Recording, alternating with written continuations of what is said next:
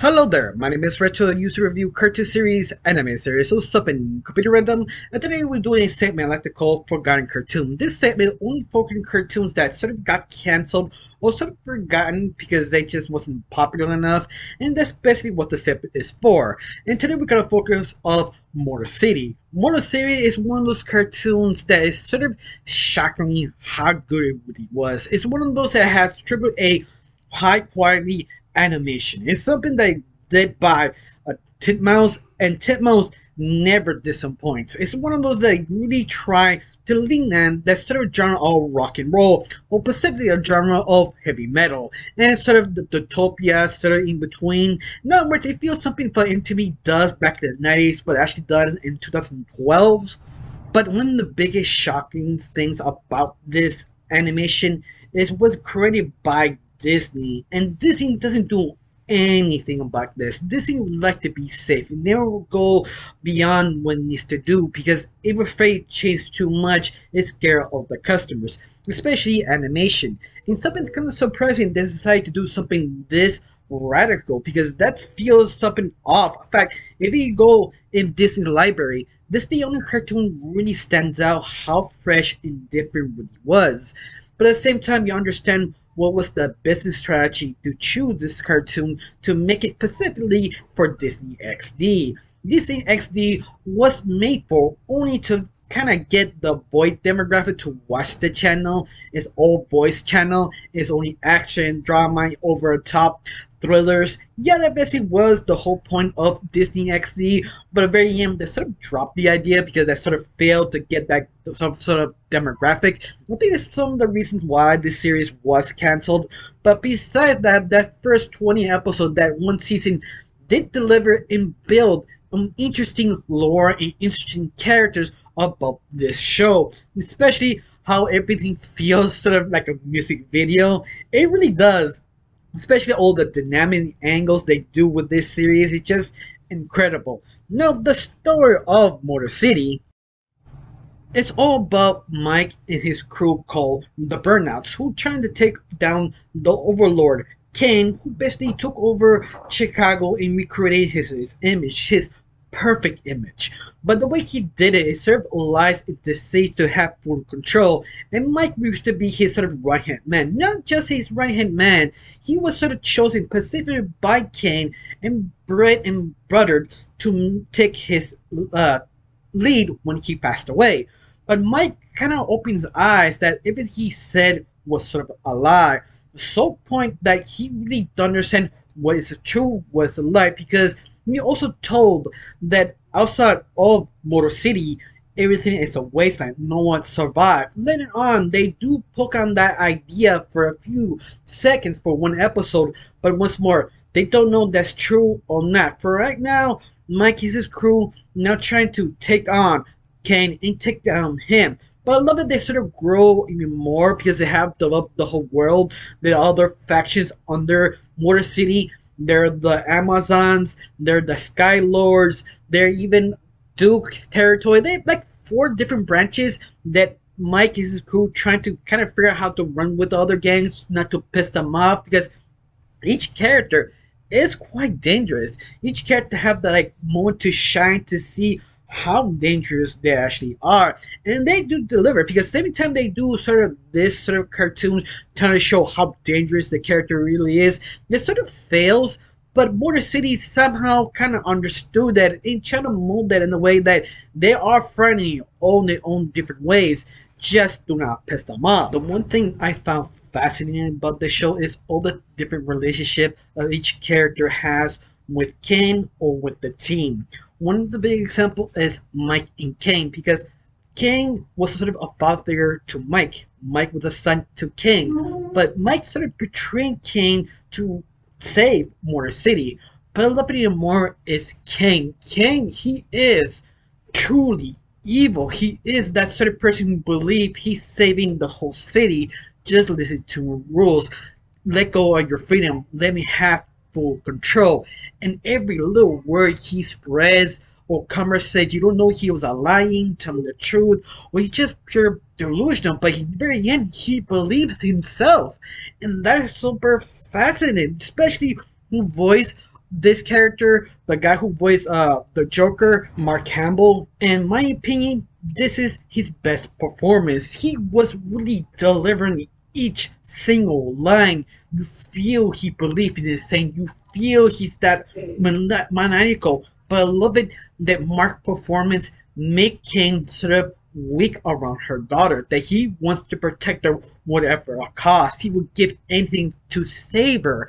And that is super interesting because Kane's daughter was Julie. Julie is one of the characters who run the crew of the Burnout. She is the second hand command of Mike.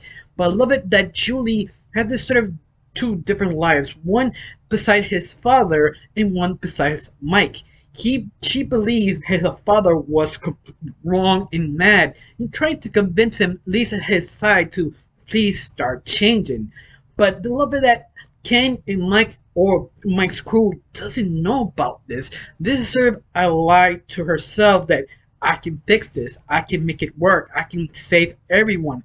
And that is sort of kind of fascinating. I mean, you don't go that deep in the series, but the moments you see her sort of struggling to see what to do, to see if you can convince someone, and that is just fascinating. Especially there's an episode that Julie kind of wants to take charge after her father dies, but once when we don't know which side she leans, either the father's side or Mike's side, and that is just kind of fascinating because usually this type of character, especially female characters, don't get really that developed or that interest because they usually focus on the boys' characters because it's a boys' show. They're trying to sell the toys for the boys, and that's sort of refreshing because usually they don't do that. They don't want to do that, or they do want to do it, but the higher ups never let them to do it. So it's one of those sort of refreshing things once in a while actually does happen. But besides that, you have other characters that are kind of interesting, like Chuck. Chuck is interesting because how to describe him? He is basically the Shaggy of the group. He's always carrying, always feeling around, but at the same time, he's very important because he is the programming guy, the guy who understands all the IP things, what's going on in the machines. But at the same time, he's scared all the time, afraid to drive his own car. He doesn't know if he's actually feel sort of worthy. I feel this is what Shaggy should have been later on of the films, or a different scene that trying to prove himself. Yeah, I kind of want that to be Shaggy. It's sort of how I have this for Chuck here. But I really do Chuck. Chuck was actually entertaining. Now you have another character called Tex on the group that he is an idiot. He is basically the blockhead who fights for milk for no apparent reason, but you like him. He's sort of a hype man, extra hands, who know how to drive, and he's not afraid. He's dumb, but at the same time, you like the guy. Known to talk, the final character of the group will be Dutch. Dutch is a character who is basically the mechanic of the group. He fixes it and makes it art.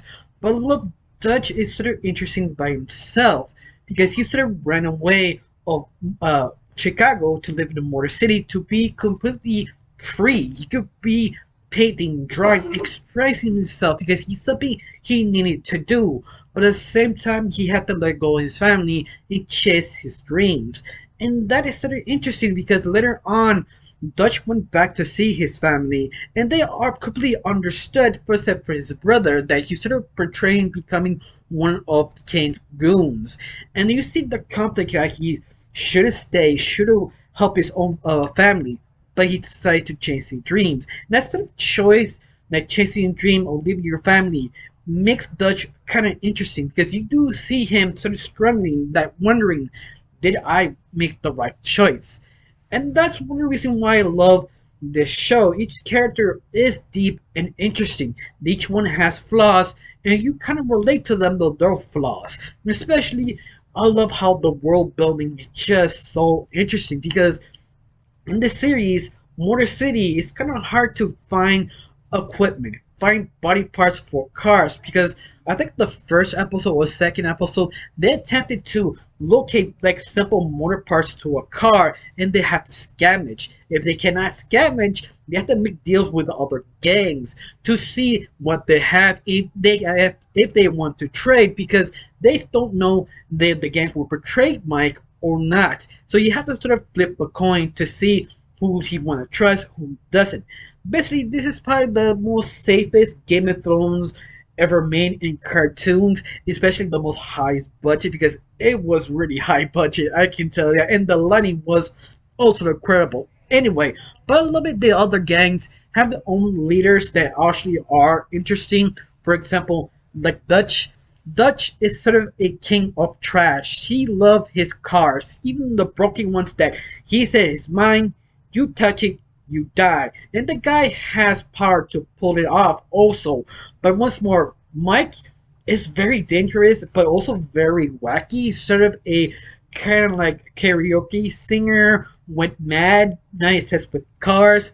But at the same time, he has that sort of cliche like every end of the world, you have a guy called Dutchy. Now he's the king of trash or king of something.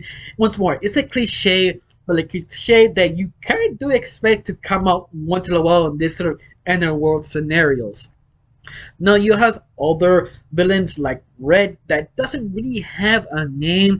He's just a sort of a stalker of Mike because Mike destroyed his family and housing because he was ordered by Kane. But at the very end, Mike decided not to. He became a good person, but at the very end, Red does not care. But you don't know who is Red. He was the people who lived in the housing or one of his own people when he was charged with Kane. And that's make Red super fascinating. You don't know what he thinks. He doesn't know how far he wanted to go. In fact, this guy went training hardcore just to do one thing, is to kill Mike. He even do deals with Kane just to get closer to Mike. He's that obsessive. At the same time, very interesting and dangerous. But once more, that's why I love this series. Everybody's sort of connected a certain way about this world building. They make it more clearer and bigger in how sort of dangerous this place, especially how you have to trade. Should I trust? Should I not? It's just great. Even though I love it that they sometimes will give you new characters that you don't know they'll be characters later on. They just show you some sort of background characters like the Mama Gang. The Mama Boy Gang are kind of minor kind of gang, but they are dangerous, but you don't know they actually were a thing till later on. And that's why I love this world. It just slowly introduce things that you don't know will be a real thing or not. And that's why I just enjoy it, especially when the series got cancelled, but at the same time has a sort of a semi-satisfying ending for a season finale. It doesn't really clear so many things in the series. They leave a lot of things open to interpretation because they were expecting, I think, for a season 2, because this series does need season 2 to solve some the answers, like who is Red, or Julie could portray the crew, or stay with his father. We don't know. But I love it. They just did a great job, especially the single episodes they had to survive in Motorcity. They do get very creative that sort of dangerous things happen in Motorcity, especially what does Kang constantly throw kind of wrenches in the crew's way, like they keep sending bots or robots, but each robot is super unique, super creative. It just sort of, they really thought out how dangerous each weapon really do to kill Mike and his crew. In other words, they every single episode try 100% of the time to grab your attention, but sometimes they probably go too far, because I think some people don't like that because it really goes hardcore of the metal, of the art, and just everything. But once more, it's something that I still 100 recommend, because something like this comes once in a long while. My final thoughts about this series: it was great. It was unfortunately cancelled way too soon. But besides that, it's something that I still be remembered how interesting, complicated, and just straight out fun, because the crew is crazy, especially on Mike, that he's a strong daredevil. He will go what he needs to do, and you just love it. Each character is just enjoyable. Sometimes they overdo it, but sometimes it's just perfect. I don't know you, but you forgot about this country. You still remember this exists. You still want season 2. Comment down below. Let me know. I really got nothing else to say. Just one thing. Thank you for watching. Don't forget to subscribe and have a wonderful day. Bye.